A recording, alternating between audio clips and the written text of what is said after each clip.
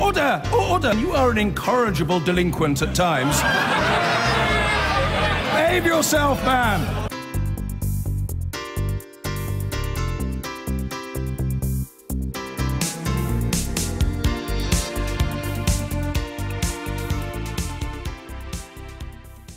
The most senior family judge in England and Wales has warned that we'll have blood on our hands if suitable care isn't found for a suicidal teenager when she's released from a secure unit later this month.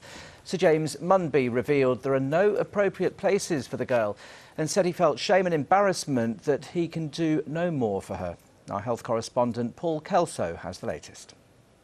It is unusual for a judge to speak in such vivid terms about a case, but he has here. This week began here at the Department of Health with a promise that mental health care would be a priority for this government, but Sir James Munby's comments have laid bare just how much work needs to be done and how many young people particularly are still being failed. This case is a very disturbing one. It involves a 17-year-old girl who can't be named, who's currently being held in a custodial unit, living what appears to be a wretched existence, suffering from extreme mental health problems, a number of very real attempts to take her life. She's been restrained over 100 times in less than 6 months. The problem for the courts is in 11 days she is due to be released. The judge said that were she to be sent home, it will be a suicide mission on a catastrophic level. The staff expect it would take no more than 48 hours for her to try and take her own life. The problem is there is nowhere suitable, no spaces in a suitable mental health care facility to deal with her. The judge has been trying to get the authorities since June to make a plan to provide appropriate treatment for her. He said in his judgment delivered this morning in Manchester he might as well have been talking to himself in the Sahara Desert, and he summed up the state of mental health provision for young people in these terms in the judgment. He said, what this case demonstrates, as if further demonstration is still required of what is a well-known scandal, is the disgraceful and utterly shaming lack of proper provision in this country of the clinical, residential and other support services so desperately needed by the increasing numbers of children and young people afflicted with the same kinds of difficulties as X is burdened with. Now, he said in the judgment as he handed it down that as of 10:30 this morning there was no appropriate place for this girl. In fact, the only one was several hundred miles away and had a 6-month waiting list. But this evening the Department of Health, or rather NHS England, have provided an update and a statement, and they say there is hope. Mike Prentice, who's the director of the NHS North Division, said this: a number of options have now been identified, with detailed clinical and social assessments taking place tomorrow to ensure the right package of care can be put in place before her release date. Now, everyone involved in this case will surely hope that that is the case. People may wonder why it's taken the judge to speak out in such graphic terms to make it happen. The Department of Health will have this on their desk on Monday morning. The judge has asked that Jeremy Hunt, Health Secretary, as well as the Home Secretary, the Education Secretary and the Justice Minister all get copies of his judgment. He's the most senior family lawyer in Britain. He clearly thinks that mental health services are failing large numbers of young people. It's a lesson that the government will surely have to take heed of. One of Britain's most experienced judges has made a scathing attack on mental health provision in England. Giving judgment in the case of an extremely vulnerable teenage girl who's in custody, Sir James Munby said it was disgraceful that it is proving so difficult to find suitable provision for her when she's released in 11 days' time.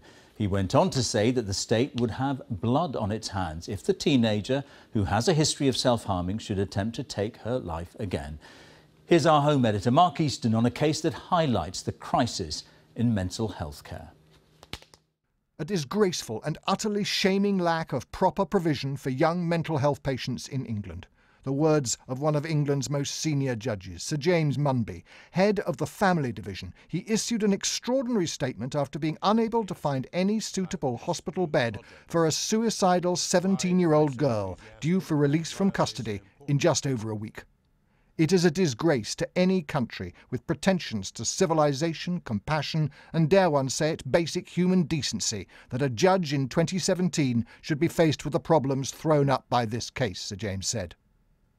The girl in question is from the northwest of England and is currently so disturbed she's dressed in clothes she cannot use to hang herself in a youth custody centre with just a mattress on the floor and no personal belongings.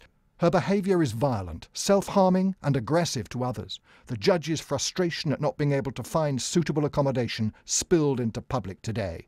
I feel shame and embarrassment. Shame as a human being, as a citizen and as an agent of the state. Embarrassment as head of family justice that I can do no more.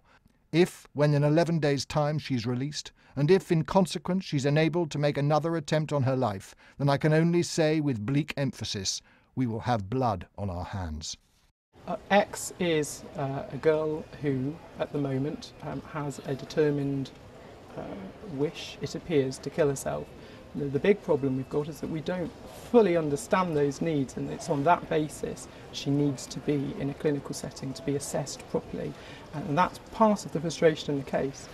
The government offered no comment on the judge's remarks. All questions were referred to NHS England, which said in a statement, "We've heard the comments from the judge and completely agree that a solution must be found. Together with other agencies involved, we're continuing to make every effort to find the most appropriate care setting for this young woman."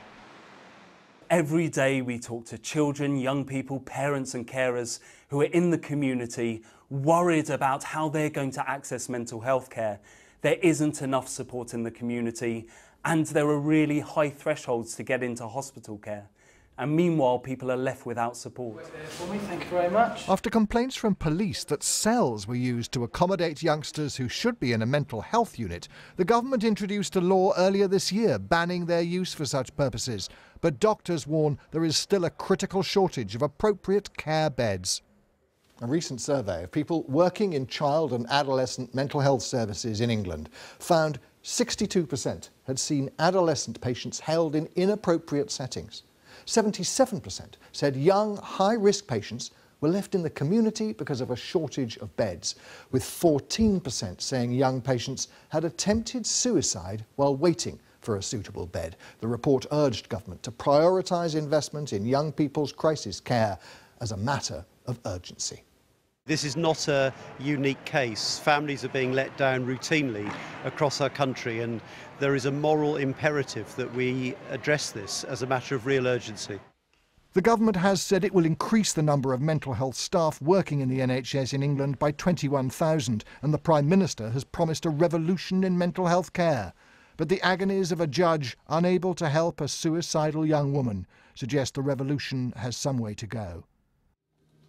And Mark's with me now. Mark, let's make no mistake, there are just days to go before this young woman is released. Yeah, 11 days. News just in the last few minutes. I've spoken to NHS England, who say they think, this is in the north of England, they think they might have 3 potential beds that could be right for this 17-year-old girl. They can't be sure. They're not sure that the care package can be put together, but at least it does appear something is happening. But of course, Sir James Munby's frustration goes beyond this one case, and that's why he's insisted that his ruling be sent to government ministers. He doesn't want this issue to go unnoticed. The problem is there's really no easy answer to it. You can't just turn on a tap and provide the kind of really specialist expert care in the right setting that these very vulnerable and complex cases require. Now, the Prime Minister has put mental health at the top of her priorities. There's promise of more focus, more money. If that translates into the right level of new resources in the right places, all well and good, but there is no quick fix. And as we were saying, 11 days to go, and a suicidal woman at this stage doesn't have a place to go to. Mark, thank you very much. Every now and then, a judge wants to use the power of the bench to make a point that perhaps goes well beyond the specifics of the case in front of them. Such is the case today with Sir James Munby, the President of the Family Division of the High Court, who uttered scathing words about the treatment options for a suicidal 17-year-old girl. If this is the best we can do for her and others in similar crisis, what right do we, what right do the system, our society, and indeed the state itself have to call ourselves civilised? The honest answer to this question should make us all feel ashamed, he said. Well, the girl has been in custody for 6 months, but is due to be released in less than 2 weeks. Staff at the unit where she's being held think she'll be dead within days of release if supervised care isn't found. But no appropriate, secure place is available. Chris Cook reports. What right does our society have to call itself civilised, given the poor mental health services we provide for young people? That's a question that was posed today by a senior judge, one reflecting on the fate of a 17-year-old woman, known only as X, who desperately needs a place in a so-called low-secure psychiatric unit. A place that so far can't be found. Sir James Munby's criticism of the government is unusually fierce, and he had it sent to the relevant Secretaries of State. But facing a case where a young woman was being serially let down by our mental health services for young people, he felt he had no choice but to speak truth unto power. X does have particular needs. Sir James said restraints have had to be used on 117 occasions, and there have been 102 significant acts of self-harm. What X needs, as a matter of desperate urgency, is therapy in an appropriate clinical setting. NHS England hopes tonight that a suitable care package may be found at one of 3 facilities, but there's a general problem with mental health care for young people.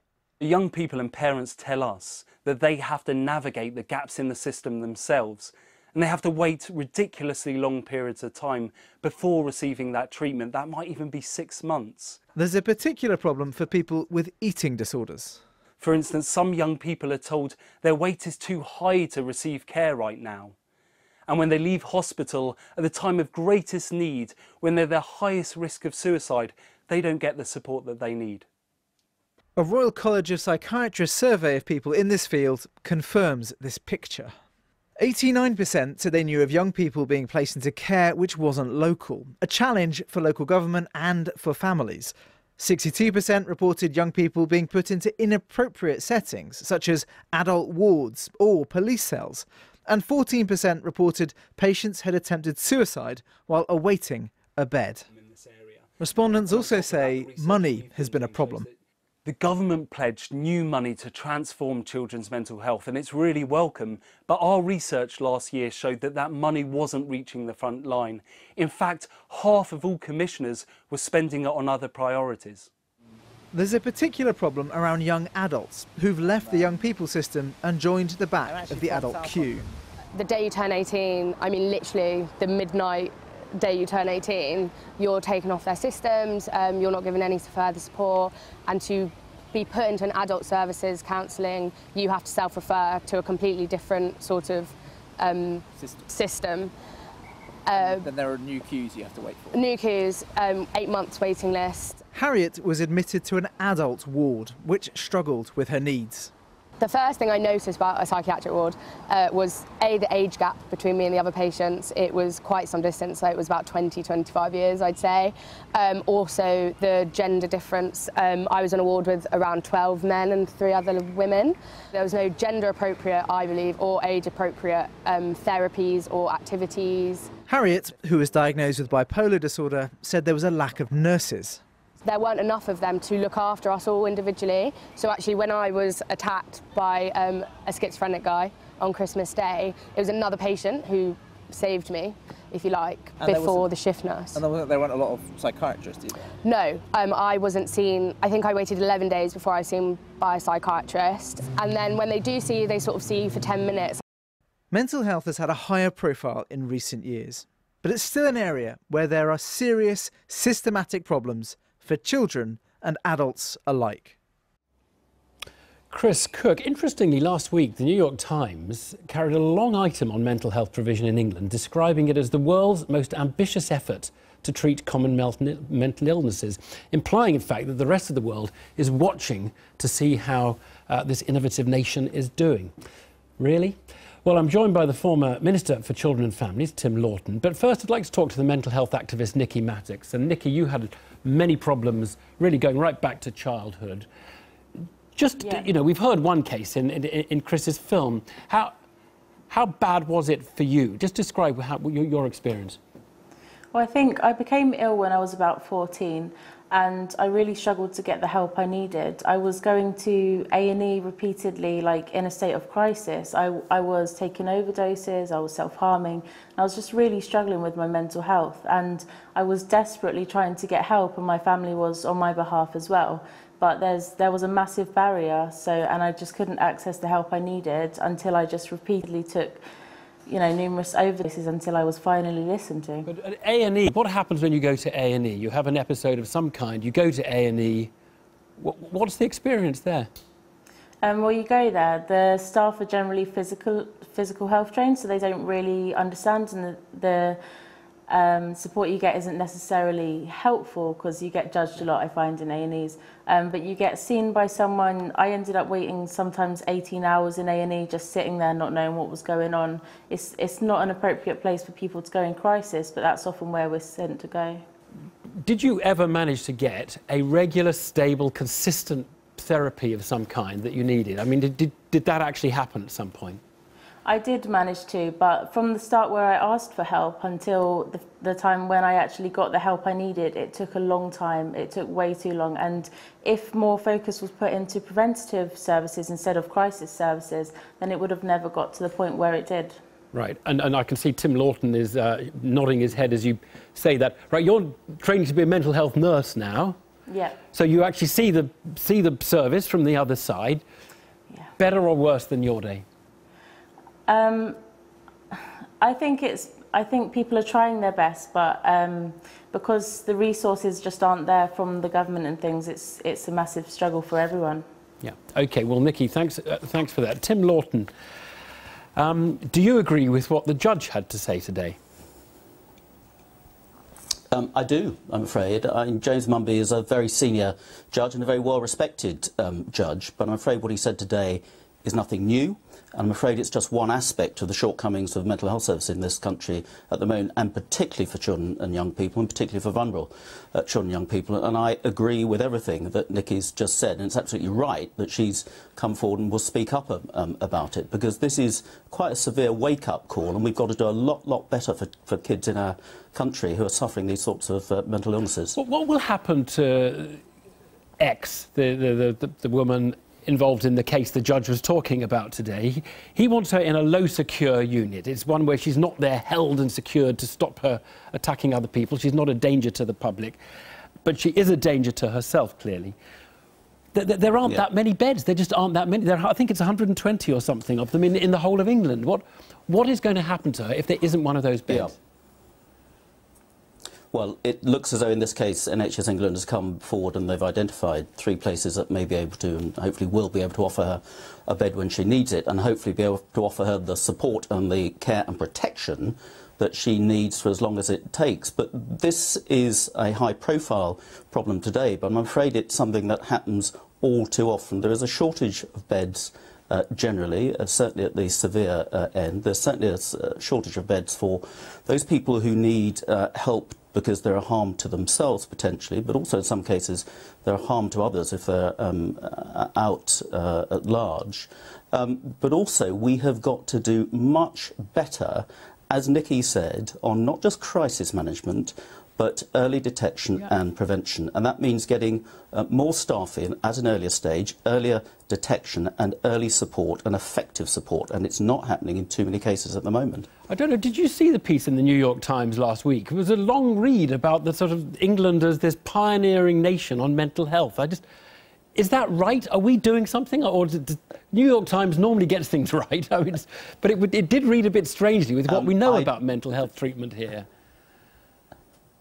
I didn't see that piece, and I was a bit surprised by it when you said it. But look, there are some really good services in this country, in all parts of the National Health Service, and in mental health as well. The problem is there's not nearly enough of it. Now, that's why, to give the government their credit, more money has been announced, 1.3 billion, and earlier this week, Jeremy Hunt said that we're going to be recruiting another 21,000. It's a lot of people, and it's going to be a big challenge in mental health over the next 5 years in the 5-year plan. Now, I want to see that come to fruition, but the problem is there are too many young people now whose mental illness is not picked up early enough. And remember, over half of people who have a mental illness problem, that will develop before they reach the age of 14. And if you don't do something about it early, then of course it festers and goes on and become a much worse and severe illness later on.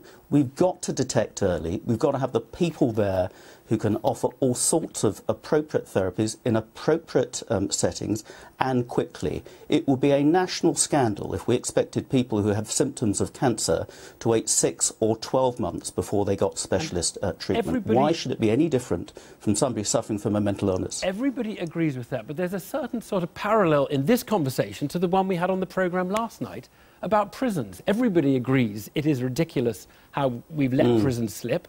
We have a Tory former minister on saying, yes, we haven't dealt with prisons properly. Today we have a Tory former minister on saying we haven't dealt with children's mental health services properly. What is the country supposed to do? I mean, you've been in government for the last 7 years, you people, and short of you leaving your party and joining another one to get something done, what is the country meant to do? We look to you to get this right. OK, let's not make this a big party political issue, because, frankly, we've not got mental health, particularly in CAMHS, right in this country for many, many years. And as I start off by saying, the case today is not a one-off case by any means. And the thing that links your interview last night and this one is mental health, because mental health is a big, big problem in prisons. I think there is a mindset still amongst NHS management that mental health is a secondary issue and is not a priority. And for all the good words about parity of esteem, it is not actually there in practice. And that is why the extra money that's going into mental health, not nearly enough, but at least it's extra money, real money going into mental health, is not getting to the sharp end where it's really needed. And it's been diverted into repairing the hospital roof or other crisis management in other parts of the health service. That has got to stop. It's got to be ring-fenced, and we need proper practitioners giving that service at the sharp end when it's needed. Tim Lawton and Nikki too. Thank you both very much indeed.